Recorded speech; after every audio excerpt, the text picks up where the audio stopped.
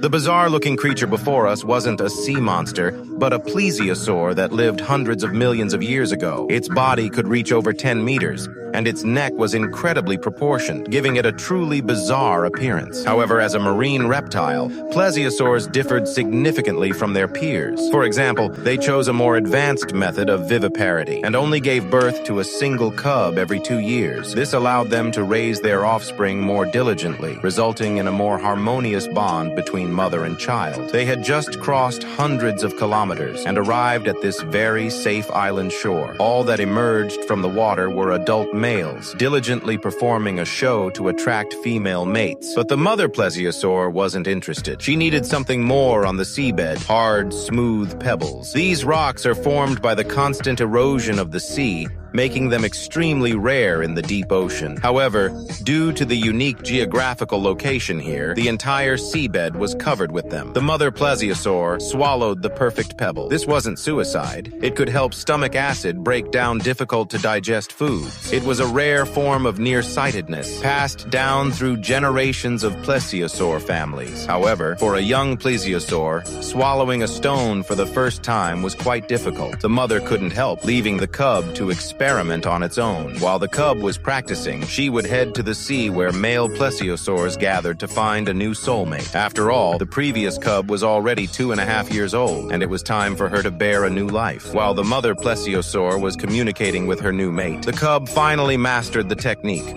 swallowing a whole pebble with difficulty. She would need to swallow as many as possible, but not as much as her elders, as her smaller size wouldn't allow her to handle it. When she reached adulthood, she would return to this spot to swallow more stones to aid digestion. And, like the adult males, she would perform a show to secure a mate.